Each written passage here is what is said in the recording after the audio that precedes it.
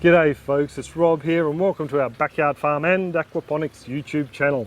Today's clip I'm going to be showing you how we plant out the ginger in a grow bed, but before we cover that I thought I'd give you a little bit of a rundown on some of the requirements of growing gingers because not all of us grow in a warm enough climate where we can pop them in the aquaponics or even the soil for that matter. Now they are a tropical plant. They do require a hot humid climate and a fairly long growing season to get a nice sizable rhizome or harvest from them. Now we're lucky, we're in the subtropics and they tend to grow for around about 10 to 11 months here for us, depending on how early spring hits. Some of the cooler areas, places like the southern areas of Australia, the northern areas of North America and Europe, you guys might have to consider growing them in a hothouse or inside if you want to have a chance of growing these guys in the aquaponics. Just to give you some idea, our water temperature has just hit roughly around about 26 degrees on a daily basis here, and we're only just starting to see some of the ginger I forgot I had in there sprout in one of the grow beds. And also our soil beds, we're only just starting to see some varieties of the turmeric and the gingers emerge now, and we're coming towards pretty much all the last third of spring. So as for water quality and nutrients, gingers are a fairly heavy feeder, so if you've got a fairly high nitrate level in your system, they are going to do fairly well. They also do like the pH range most of us tend to run our aquaponic system in, and that's mid sixes up to around about 7. Their sweet spot is around about, I think it was 5.5 up to around about 6.5, and most of us tend to run 6.5 to 7, so in that respect they do tend to do fairly well in the system.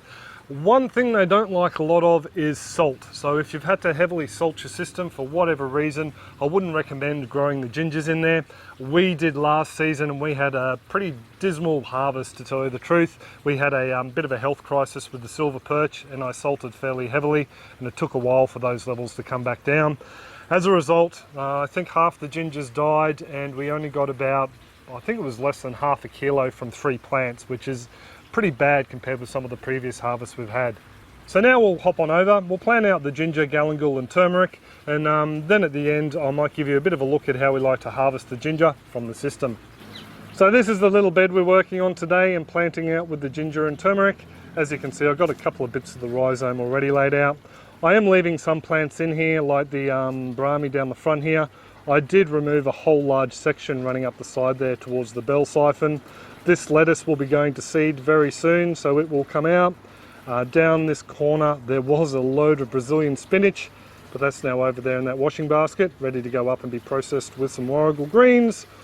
Over in this far corner we have a zucchini. Now generally zucchinis don't last all through summer here, so I dare say it will die back before this ginger is ready to harvest and won't pose an issue at all. And just right over the back there we have some office plants that Bianca was striking, so they're coming out this weekend and going into some soil and off to their new homes. Just down in here I discovered a little Cambodian ginger, or what was given to us as a Cambodian ginger, while I was cleaning out the Brazilian spinach.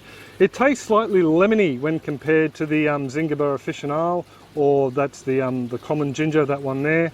So I'll be leaving that one in there too. So we're going to have 4 different types of gingers growing in this bed here. So we'll set the camera up and I'll show you how easy it is to plant these bits out. So to begin with, I thought we'd start with the galangal. Now this section here is one that I've taken from a little plot we have down the back. I've never grown it in aquaponics, so I thought I'd have a bit of a crack at it. It should get off to a flying start because it's got a load of roots on there. Now galangal, or greater galangal, is generally used in a lot of Thai and Indonesian dishes, and it's something we use a fair bit of here, probably a little bit more so than the normal ginger, in meals and dishes that is. So I definitely want to have a crack at some in the aquaponics. I've heard other people say that they've had a real good run with it. Now to plant this out, it's really easy. Now all you need to do is put the camera where you're planting out first, Robert. So all I'm doing is just moving the media out of the way here. I'm going to pop the root down fairly low. I'll push those roots down and then bring it up to, so the top of that bulb there is roughly at the level of the clay. Backfill underneath it and bring some of this other clay back. And that's pretty much all it. It's as easy as that. Because this plant in particular does have those extra roots on there, we should see a fair bit of growth on this one straight away. Now onto the turmeric next, I think. So this little bit of turmeric was saved from a mega harvest we had a couple of weeks back. It was a most impressive one. And as you can see, some of these little nodes on the side look like they're about to send off a shoot, and we've got one coming out the end there. So we do know turmeric grows very well in the aquaponics. We've had some very tidy harvests from single finger plantings like this one. As for putting it out, all you pretty much will need to do is dig down probably about 1.5 to 2 inches or 40 to 50 mil. Just above the end, the surface of the water there. I'm going to pop it down, cover it up with some clay, and because it's got those little growth points on it already, it's just going to fly out of the gate. Just excuse me while I shakily readjust the camera here. Now the ginger we're planting out, this is Zingiber officinale. It's the common ginger that we use in the kitchen. These are from a harvest we took out of a root pouch garden just behind the Aquaponics electrical cabinet last season. It's been hiding up the back of the pantry in a cool dark spot, and as you can see, it started to throw a bit of a shoot about 2 or 3 weeks ago. So it's well and truly ready to plant out now. Planting it out fairly much well the same as the turmeric. Just going to pop it down there about, dig a hole round about 1.5 to 2 inches, 40 to 50 mil, place that on top, and then just backfill gently over the top. You might be able to see a bit of the ginger sticking through the clay there. That's no great big, problem. Ginger does tend to grow out over the top of the soil and the medium in the aquaponics.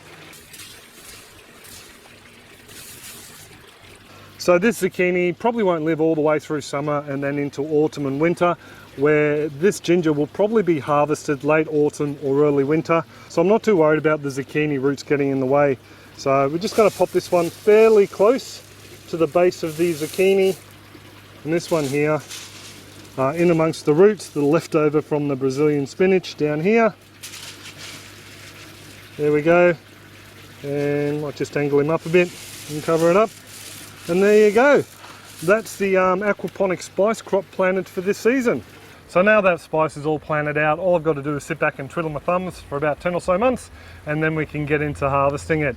Just quickly, I forgot to mention before, through the season I do add a few other additives into the aquaponic system, not so much for the gingers, but also just for the general health of all the plants in there.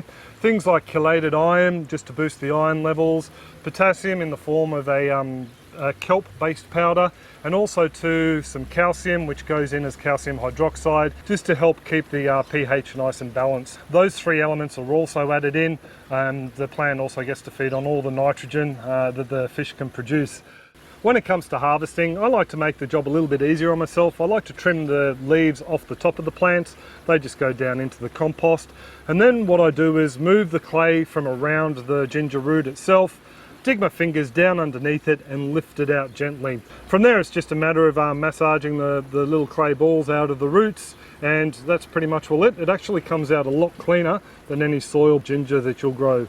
So I did film that little ginger harvest, and if you want to check out how well ginger can do in the aquaponic system, there will be a link at the end of the clip, along with some other links just on how we process our ginger, and also too how we grow the gingers and turmeric in the rest of the patch as well. So check them out if you're interested.